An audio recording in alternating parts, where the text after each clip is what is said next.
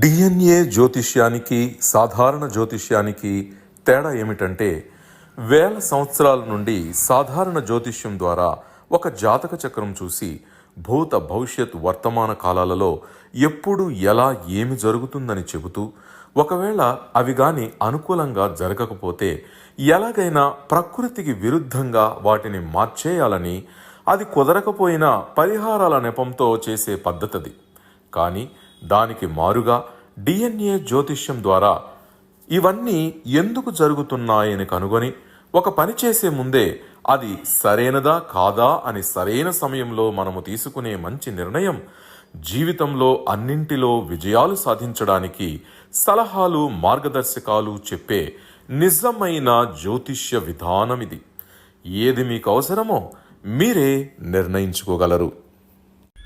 ప్రపంచవ్యాప్తంగా ఉన్న DNA astrology ప్రియమైన ప్రేక్షక మహాశయులందరికీ నా హృదయపూర్వక నమస్కారములు. నేను తిరుపతి పట్టణంలోని రేణిగుంట నుండి మీ గుణబ్రహ్మ సరస్వతి. ఈ వీడియో ద్వారా డిఎన్ఏ ఆస్ట్రాలజీ ప్రకారంగా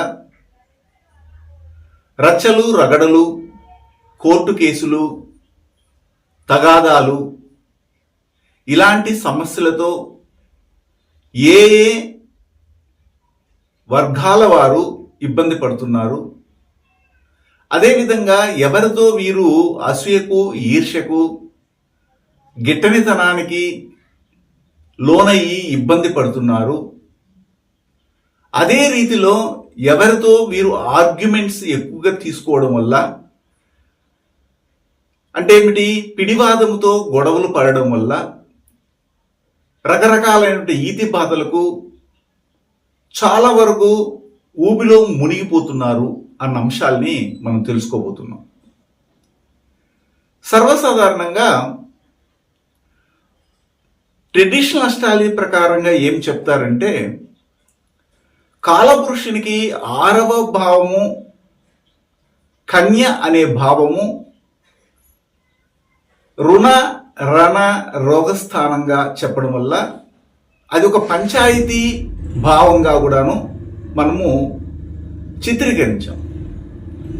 కానీ యాక్చువల్గా చెప్పాలంటే మనము డిఎన్ఏ ఆస్ట్రాలజీ ప్రకారంగా ఒక్కొక్క భావానికి కర్మ సంబంధాన్ని రిలేట్ చేసి ఏ కర్మారిజితో ఆ భావము యాక్టివేట్ అవుతా ఉంది అన్న అంశాలని బేరుజు వేసుకుని జాతకాల ఫలితాలని మనం చెబుతున్నాం.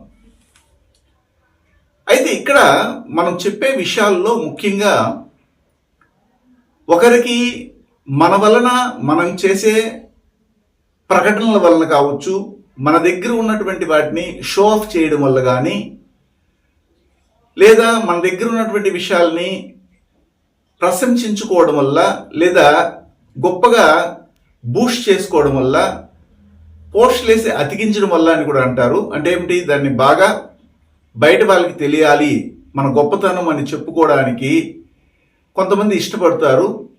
అలాంటి విషయాల వల్ల ఎదుటి వ్యక్తుల నుండి దృష్టి, లేదా ఎదుటి వ్యక్తుల నుండి అసూయ, ఎదుటి వ్యక్తుల నుండి మన పట్ల ఈర్ష్య, అదే ఒక విధంగా పగగా కూడా మారడానికి అవకాశం ఉంటుంది.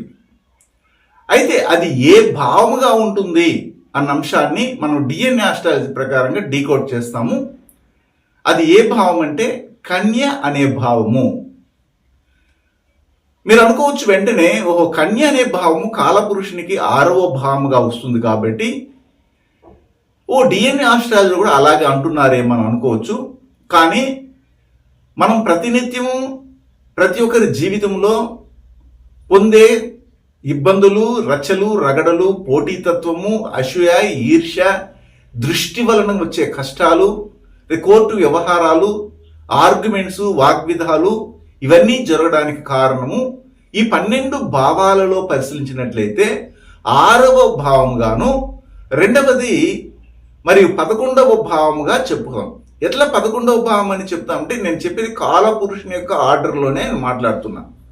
దాన్ని బట్టి చూస్తే కాలపురుషుని యొక్క ఆర్డర్లో 6వ భావంగా వచ్చే కన్య మరియు కాలపురుషుని యొక్క ఆర్డర్లో 11వ భావంగా వచ్చే కుంభం, ఈ 2 భావాలు మాత్రమే అసూయకు, ఈర్ష్యకు, తగాదాలకు ప్రారంభమైనటువంటి పాయింట్గా కన్య అనే భావం ఉంటే, ఎందుకంటే అది పంచాయతీ ఇచ్చే భావం అని చెప్తాము. అయితే దేని వలన అది ఎక్కడ పోయి తేలుతుంది? ఆర్గ్యుమెంట్లో తేలి అది దీర్ఘకాలికంగా జీవితంలో కష్టాలను తెప్పించే భావంగా కుంభం అనే భావాన్ని తీసుకుంటాము అని మన డిఎన్ఏ ఆస్ట్రాలజీలో మనం చెప్పుకుంటున్నాం. అయితే ఇది ఒక లేటెస్ట్ అయినటువంటి వీడియో, ఇంతవరకు మీకు ప్రచురించలేదు. మా దగ్గర చదువుకున్న స్టూడెంట్స్ కూడా ఇందులో కొంతవరకు తెలియకపోవచ్చు. దీన్ని విన్న తర్వాత వారికి ఒక అవగాహన అయితే వెంటనే కలుగుతుంది. మిగిలిన వారికి అయితే కొద్దిగా లేట్గా అర్థమయ్యేదానికి అవకాశం ఉంటుంది. అయితే ఎందుకంటే ఈ శని యొక్క కర్మ రిజిస్ట్రీ కలిగినటువంటి భావంగా మనం కన్య అనే భావాన్ని తీసుకుంటాం. ఎందుకంటే కన్య అనే భావంలో బుధుడు మూల త్రికోణ ఇల్లుగా చేసుకుని ఉండడం జరుగుతుంది. బుధుడు పుట్టినటువంటి నక్షత్రము ధనిష్ట అనే నక్షత్రము. ధనిష్ట, స్వాతి, పునరుషు ఈ 3 నక్షత్రాలు కూడాను శని యొక్క కర్మ రిజిస్ట్రీ కలిగి ఉంటాయి. కాబట్టి కన్య అనే భావము కంప్లీట్గా దృష్టిని లాగుతుంది. మన దగ్గర ఉన్నటువంటి విషయము ఇతరుల దగ్గర లేనప్పుడు వారు మనల్ని చూసి అసూయపడతారు. అదేవిధంగా ముఖ్యంగా చెప్పాలంటే మనం పేదవాళ్ళుగా ఉన్నా, మనకు ఏమీ లేకపోయినా కానీ మనం హ్యాపీగా ఈరోజు గడిస్తే చాలు అనుకుంటాము. కానీ ధనికులుగా ఉన్నటువంటి వారికి అన్నీ ఉన్నా కానీ, అన్ని రకాలైన సౌకర్యాలు ఉన్నా కానీ వారు చూడండి ఎంత హ్యాపీగా ఉన్నారు, వాళ్ళు చూడండి ఎంత నవ్వుకుంటున్నారు. మనకి ఇన్ని ఉన్నా కానీ నవ్వుకోలేని పరిస్థితి ఉన్నట్టుగా ఈ పేదవారు ఉన్నటువంటి వారి పట్ల కూడా అసూయ చూపుతారు. అలాగే అసూయ, ఈర్ష్య, ఒక విధమైనటువంటి పగ, ప్రతీకారం తీర్చుకోగలిగే భావం ఏదిగా వస్తుందంటే కన్య అనే భావం వస్తుంది. అయితే ఈ 11వ భావము అని చెప్తున్నాం, కాలపురుషుని 11వ భావం, దాన్ని కుంభం అంటున్నాము.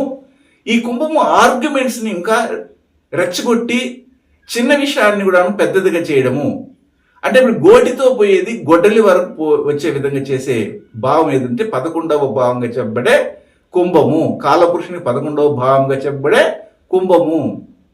ఎందుకు కుంభానికి ఆ విధమైనటువంటి స్థితి ఏర్పడిందంటే కుంభం అనే భావంలోని శని మూల త్రికోణ ఇల్లుగా ఉండడం జరుగుతుంది. శని పుట్టినటువంటి నక్షత్రము రేవతి అనే నక్షత్రము. ఈ రేవతి, కృత్తిక, పుబ్బ, మూల ఈ 4 నక్షత్రాలు కూడా కుజ కర్మ రిజిస్ట్రీని కలిగినటువంటి నక్షత్రాలు.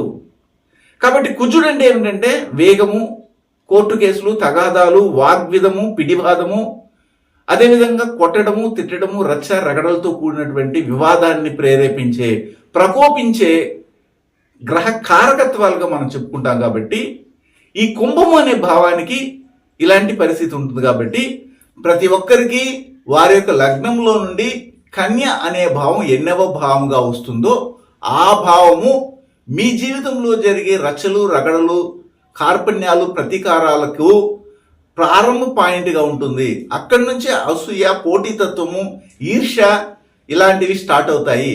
అది ఎక్కడవి ఎండ్ అవుతాయంటే కుంభం అనే భావం మీ లగ్నానికి ఎన్నవ భావంగా వస్తుందో వారి ద్వారా అది ప్రకోపింపబడుతుంది. వారిని సాకుగా పెట్టుకుని ఆ భావాన్ని వీరు ఈ యొక్క 6వ భావంగా వచ్చి, అంటే మీకు కాలపురుషునికి 6వ భావము, కాలపురుషునికి 11వ భావం అని చెప్తున్నాను. అలాగే మీ లగ్నానికి కన్య అనే భావం ఎన్నవ భావంగా వస్తుందో ఆ భావము అసూయ, ఈర్ష్య, పోటీతత్వానికి గురి అక్కడ ప్రారంభమైనటువంటి రచలు, రగడలు, తగాదాలు, మనశ్శాంతి లేని విధాలను ఎక్కడ ఎండ్ అవుతాయంటే మీ లగ్నానికి ఎన్నవ భావంగానైతే కుంభం వస్తుందో ఆ భావంలో వెళ్ళి అది ఎండ్ అవ్వడం అనేది ఉంటుంది. అప్పుడు ఈ 2 భావాలు ప్రతి ఒక్కరి జీవితంలో వారు కానీ దాన్ని కరెక్ట్గా కానీ డీల్ చేయగలిగితే, కరెక్ట్గా కానీ వాళ్ళ చేతిలోకి తీసుకొని దాన్ని అడ్జస్టబుల్గా చేసుకోగలిగితే వారికి జీవితంలో రచ్చలు, రగడలు ఇలాంటి దోషాలు రాకుండా ఉండగలరు అన్న ఉద్దేశంతోనే మనం ఈ వీడియోని ప్రచురిస్తున్నాం.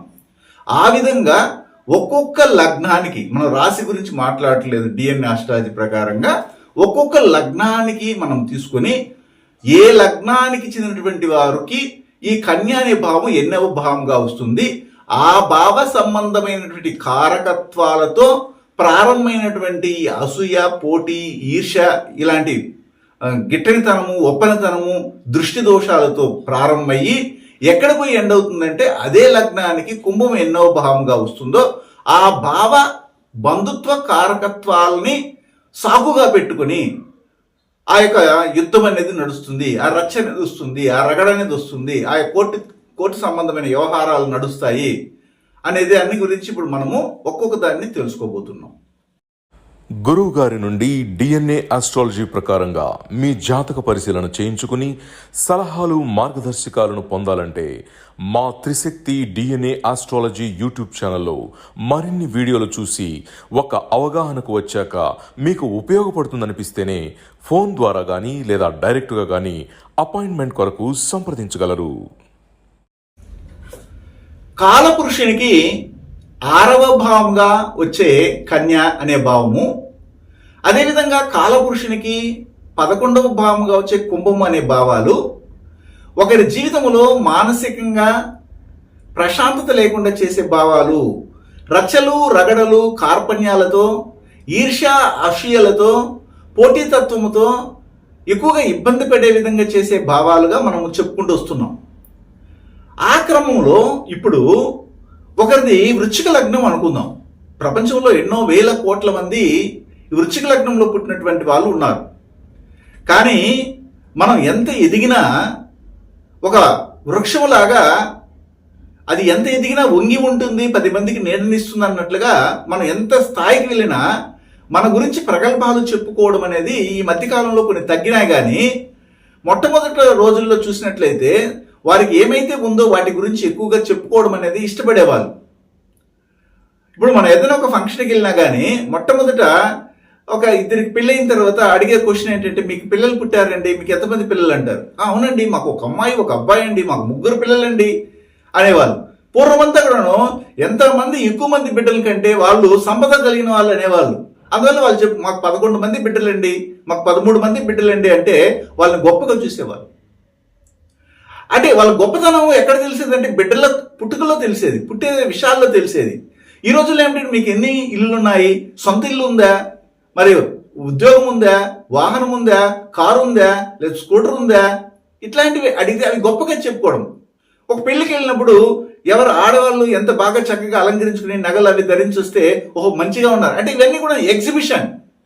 ఒక పెళ్లి అనేది ఏమిటంటే ఆభరణాల ఎగ్జిబిషన్, మంచిగా వాళ్ళ యొక్క అలంకారాన్ని చూపించడం, ఇదన్నీ సుగ్రీని కర్మ కిందకు వస్తాయి.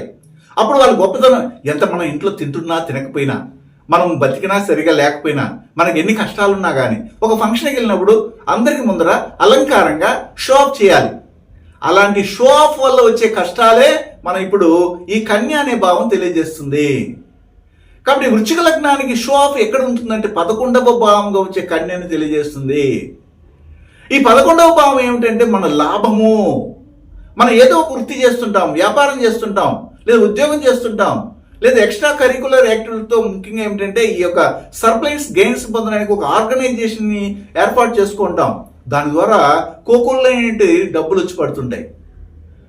మా అబ్బాయి 2 రకాలైన ఉద్యోగాలు చేస్తున్నాడండి, బాగా సంపాదిస్తున్నాడండి, మా చిన్నాన్న నాకు బాగా సహాయం చేశాడండి. ఎందుకంటే చిన్నాన్న భావం అని చెప్పేది 11వ భావం. మా అన్నగారు మా అక్కగారు ఇతర దేశాల్లో ఉన్నారండి, వారు నెల ₹1,00,000 పంపిస్తున్నారండి అని చెప్పడం బయటికి. అదేవిధంగా మా అక్కగారు మా ఇంట్లో చాలా వరకు ఆమె కష్టపడి మా అందరికి పెళ్లి చేసిందండి. ఇట్లాగా ఈ 11వ భావ బంధుత్వాలను మనకి హెల్ప్ చేస్తూ ఉంటే మనకి పాజిటివ్గా చేస్తున్న విషయాలన్నింటినీ కూడాను ఎవరికైతే అదృష్టం లేదో వాళ్ళు ముందర పోయి చెప్పడం. మనము కావాలంటే ఇప్పుడు పెళ్లిలో చూడొచ్చు, గంటకి ఒక డ్రెస్ మారుస్తుంటారు. కొంతమంది ఒకే డ్రెస్తోనే వచ్చి తెల్లవారితో వచ్చిన వాళ్ళు సాయంత్రం పెళ్లి అయిన వరకు కూడా ఉండిపోయే వాళ్ళు ఉంటారు. కానీ అక్కడ వచ్చినటువంటి వారిలో కొంతమంది ఆడవాళ్ళు కానీ మగవాళ్ళు కానీ గంటకి ఒక డ్రెస్ మారుస్తుంటారు. అప్పుడు ఏ డ్రెస్ తెచ్చుకోలేనటువంటి వాళ్ళు ఏమనుకుంటారు, మంచి మంచి డ్రెస్సులు వేసుకుంటున్నారండి, భలే ఉన్నట్టుగా ఉంది అని ఫీల్ అవుతున్నారు కదా. ఒక అసూయ అనేది పుడుతుంది కదా, ఈర్ష్య అనేది పుడుతుంది కదా, ఒక దృష్టి అనేది కలుగుతుంది కదా. ఆ దృష్టిని లాగే భావం ఏదంటే కన్య అనే భావము. ఆ కన్య అనే భావమే ఈ వృశ్చిక లగ్నానికి చెందినటువంటి వారికి 11వ భావంగా వస్తూ ఉంది. ఈ 11వ భావం ఏమిటి? సర్ప్లస్ గెయిన్స్ గురించి చెప్తుంది, లాభాల గురించి చెప్తుంది. అదేవిధంగా హాయ్ బై ఫ్రెండ్స్ గురించి చెప్తుంది. సోషల్ నెట్వర్క్ ద్వారా మన యొక్క పరిచయాల గురించి తెలియజేస్తుంది. అదే ఒకరు వస్తారు, ఏమంటే ఇలాగ మా కష్టాలు ఉన్నాయండి, ఎవరైనా ఒకరి హెల్ప్ చేయండి, ఒక ఎమ్మెల్యేకి ఫోన్ చేయండి, ఉండండి నెంబర్ చెప్పు ఎక్స్ అనేది వాళ్ళ ముందర పెగ్గిగా మాట్లాడేది. అప్పుడు ఇతను మనకు సర్పంచ్ కూడా పరిచయం లేదు, మనకు ఒక వార్డు మెంబర్ కూడా పరిచయం లేదు, ఇతనికైతే ఎమ్మెల్యేనే పరిచయం. ఎంత గొప్పోడు అనేది ఒక అసూయని, ఒక ఈర్ష్యని వాళ్ళ యొక్క మనసులో ఏర్పాటు చేయడం, దృష్టిని మీకు లాక్కోవడం. ఈ 11వ భావం ఏమిటంటే ముఖ్యంగా చెప్పాలంటే ఈ యొక్క జ్యేష్ఠ సహోదరులు, అక్క కావచ్చు, అన్న కావచ్చు, చిన్నాన్న ద్వారా వచ్చే సహాయ సహకారాలను చెప్పడం, ఆదాయ అదృష్టాన్ని గురించి చెప్పడం. అందువల్ల ఆ యొక్క వృశ్చిక లగ్నానికి చెందినటువంటి వారికి ఏమవుతుందంటే దృష్టి లాగబడుతుంది, ఇతరుల అసూయ ఏర్పాటు చేయబడుతుంది, ఈర్ష్యను ఏర్పాటు చేయబడుతుంది. తత్ఫలితంగా రేపు అది రాకుండా కూడా తగ్గిపోవడానికి అవకాశం ఉంటుంది. ఆ బాంధవ్యాల మధ్య గొడవలు జరిగి రేపు మరుసనాటికి ఆ బాంధవ్యాలు చెడిపోతాయి. ఈ విధంగా ఎంతమంది కోల్పోలేదు? దానికి కారణం ఎవరు? ఆ వృశ్చిక లగ్నం వారే. ఈ 11వ భావం ఏం చెప్తున్నారు? ఒకవేళ వృద్ధులుగా ఉన్నారండి, మాకు ఇప్పుడంతా ఏం లేదు, అంతా అయిపోయిందంటే అప్పుడు మీ ఇంటికి వచ్చిన ప్రథమ కోడలు, మీ ఇంటికి వచ్చినటువంటి ప్రథమ అల్లుడు, వాళ్ళు మంచి వాళ్ళుగా ఉంటారు. మా కోడలు మంచిగా చూసుకుంటుందని ఒక వృద్ధురాలు లేకపోతే ఒక వృద్ధుడు చెప్తున్నాడు. మా అబ్బాయికి వచ్చిన అమ్మాయి బంగారం అండి, తెల్లవారుతూ లేసిందే స్నానం చేసుకొని పూజ చేసుకొని మళ్ళీ అన్ని కార్యాలు మొదలు పెడుతుందండి. మా అల్లుడండి మమ్మల్ని కొడుకులాగా చూసుకుంటున్నాడండి, ఏమి కావాలన్నా అది తెచ్చిచ్చేస్తాడండి, ఇలాగ చెప్పుకుంటుంటారు. తర్వాత కొన్ని రోజులకి వాళ్ళ మధ్యలో గొడవలు వచ్చేస్తాయి. దీనికి కారణం ఏంటంటే ఎవరికైతే వీళ్ళకి చెప్పారో, నేను చాలా ఫంక్షన్కి వెళ్తుంటాను అప్పుడప్పుడు పిలిచినప్పుడు, అక్కడికి మనం ఏ ప్రస్తావన తేకపోయినా కానీ పక్కన పోయి కూర్చుంటే ఏమిటండి ఇక్కడ బాగున్నారండి, మీ పిల్లలు ఏం చేస్తున్నారంటే చాలు, మా కోడలు ఇంత సంపాదిస్తుందండి, మా అల్లుడు బాగా సంపాదించి మమ్మల్ని బాగా చూసుకుంటాడండి, మా పెద్ద కొడుకున్నాడండి, బంగారం అండి, మా తమ్ముడు ఉన్నాడు కూడా చూడండి, మొన్నే మాకు ఒక 5 లక్షలు కావాలంటే వడ్డీ లేకుండా ఇచ్చాడండి, ఇలాగ చెప్తుంటారు. అసలు సందర్భంగా ఉండదు. అది ఎదుటి వ్యక్తులు ఏం చేస్తారంటే అవునా మనకున్నాయండి కష్టాలు, ఎవరికి చెప్పుకోలేని కష్టాలు ఉన్నాయండి అనేసి వీళ్ళు మనసు లోతుల్లో పడే ఒక భావము అసూయగా మారుతుంది, ఈర్ష్యగా మారుతుంది, దృష్టి మన దగ్గర నుండి వాళ్ళకి వెళ్ళిపోతుంది. అప్పుడు వాళ్ళకి పడే ఇబ్బంది ఇంత కాదు, ఎవరికి వృశ్చిక లగ్నానికి చెందినటువంటి వారికి.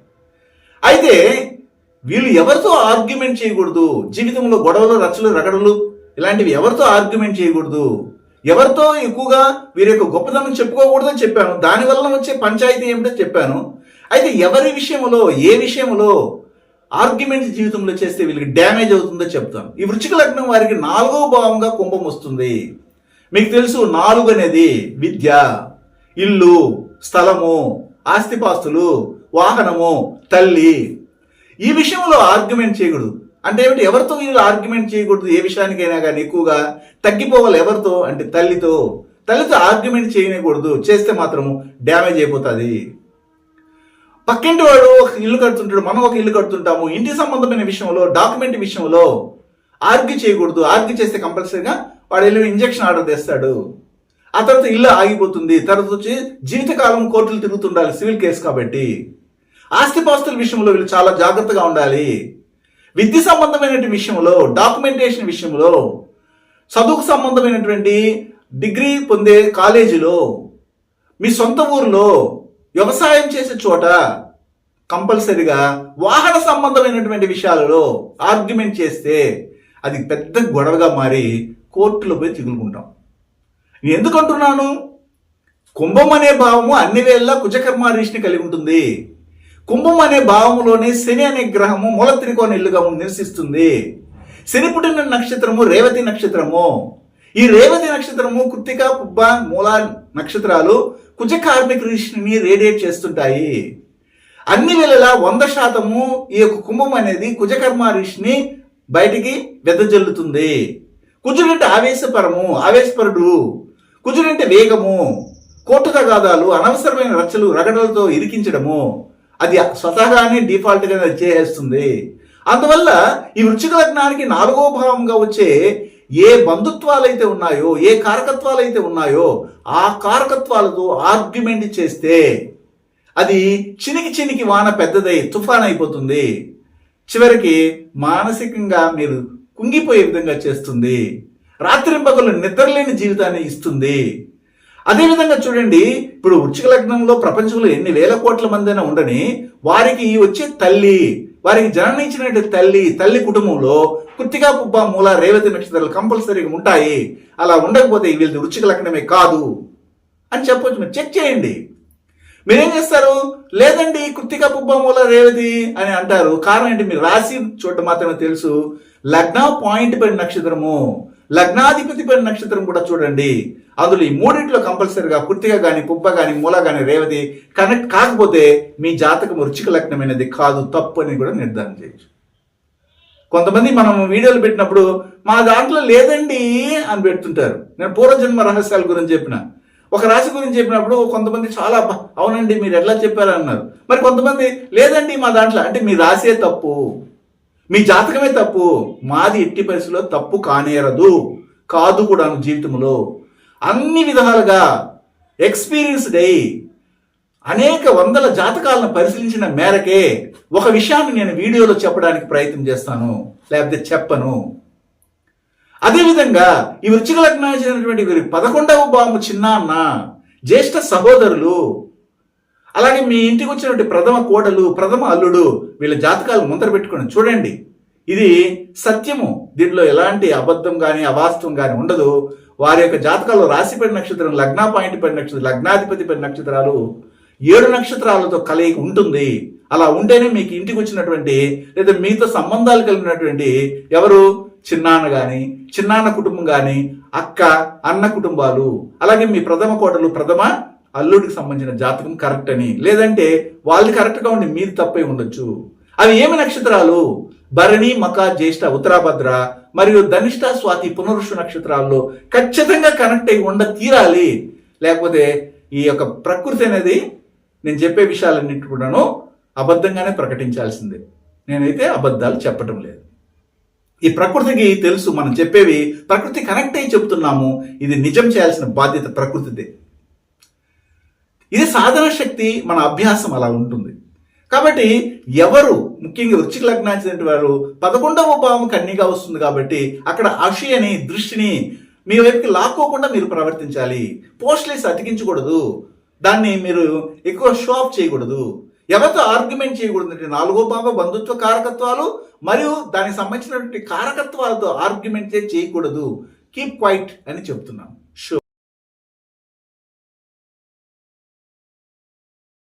డిఎన్ఏ జ్యోతిష్యం నేర్చుకోవడానికి ఆసక్తి ఉన్న వారందరికీ గురువుగారి తరపున స్వాగతం. దైవజ్ఞ శ్రీ గుణబ్రహ్మ సరస్వతి గారి నుండి ఆన్లైన్ ఆడియో క్లాసుల ద్వారా అద్భుతమైన ఈ వంశపారంపర్య జ్యోతిష్యంను బేసిక్స్ నుండి అడ్వాన్స్ వరకు నేర్చుకోవాలంటే మీరు ఒక్కసారిగా ఫీజు చెల్లించేస్తే మిమ్మల్ని డిఎన్ఏ వాట్సాప్ గ్రూప్లో యాడ్ చేసినప్పటి నుండి మీ జీవితకాలం డిఎన్ఏ జ్యోతిష్యానికి సంబంధించిన క్రొత్త అప్డేట్స్ని ఆ వాట్సాప్ గ్రూప్లో నిరంతరం పొందవచ్చు. ఫీజు చెల్లించిన వెంటనే జరిగిపోయిన పాఠాలు మీ ఈమెయిల్ ఐడి ఇస్తే గూగుల్ డ్రైవ్కి మొదటే గురువుగారు పంపిస్తారు. అందులో మీకేదైనా డౌట్స్ వస్తే జూమ్ క్లాస్లో గురువుగారే స్వయంగా క్లియర్ చేస్తారు. పీడిఎఫ్ కానీ ప్రింటింగ్ మెటీరియల్ కానీ ఇవ్వబడదని గమనించగలరు.